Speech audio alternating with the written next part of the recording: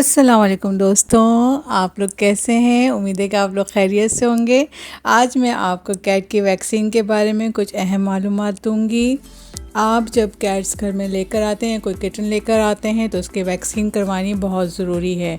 क्यों ज़रूरी है? इसलिए कि अगर कोई वायरस उनको अटैक करता है या फिर उनको कोई डॉग बाइट कर देता है तो उसके बाद उसका सर्वाइव करना बहुत मुश्किल हो जाता है। और रेबीज़ ऐसी बीमारी है कि अगर आप इंसानों को लग जाए तो उसका भी कोई इलाज नहीं है, इसलिए प्रिकॉशन बहुत ज़रूरी है और आप अपनी कैट्स को वैक्सीन कराएं। ये 2 किस्म की वैक्सीन होती है। पहली वैक्सीन बायोफिल PCH की होती है और दूसरी वैक्सीन रेबीज़ की होती है।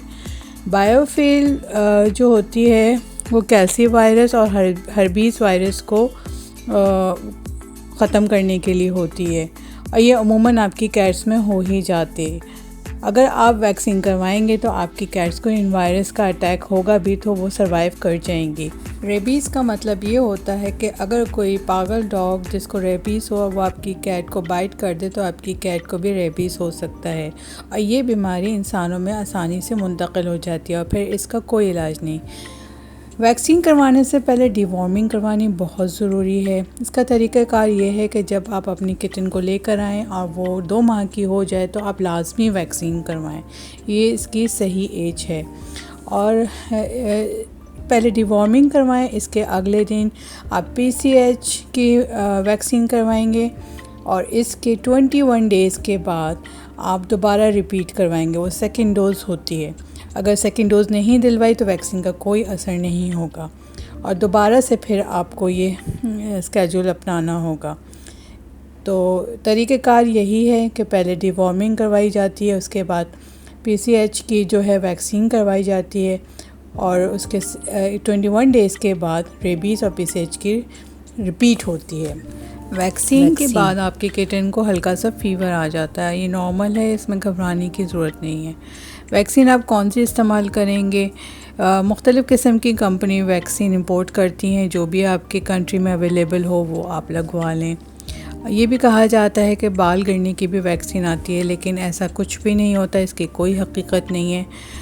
ऐसी कोई वैक्सीन नहीं आई।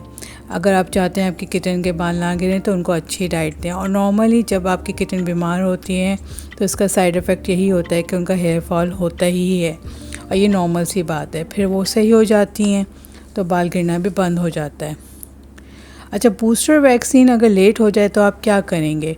तो इसका यही एक तरीक़ेकार है कि 21 दिन से ज़्यादा अगर हो जाए और आप वैक्सीन नहीं करवा सके हैं तो आपको फिर रिपीट करवानी होगी, यानी कि पहली एक डोज़ दें, फिर 21 डेज़ के बाद दोबारा से दें।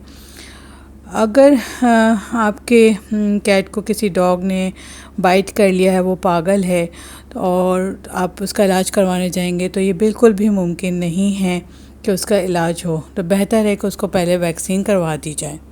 अब मैं आपको बताती हूँ कि किन हालात में आप अपनी किटन की वैक्सीन नहीं करवाएंगे।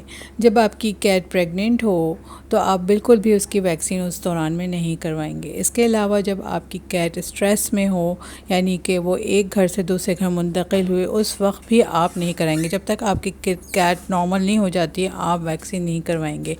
जब आपकी कैट बीमार हो, जैसे उसका पेट ख़राब हो, उल्टी हो, मोशन हो, इस दौरान भी आप इनकी वैक्सीन नहीं कराएंगे। पहले इनका इलाज करवाएं, जब ये नॉर्मल हो जाए तो फिर आप इनकी वैक्सीन करवा सकते हैं।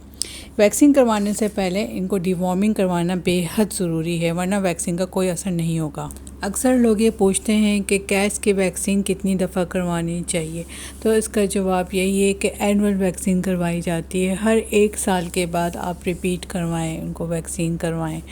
और ये कैट की ज़िंदगी पे भी डिपेंड करता है कि अगर आपकी कैट 5 साल की हो गई है और लगातार आपने हर साल उनकी वैक्सीन करवाई है तो फिर उनके अंदर इम्यून सिस्टम स्ट्रॉन्ग हो जाता है। फिर आमतौर पर डॉक्टर्स यही कहते हैं वैक्सीन करवाने की ज़रूरत नहीं है। वैक्सीन एक महफूज तरीक़ेकार है जिससे आप और आपके बच्चे और आपकी किटन महफूज रह सकती है।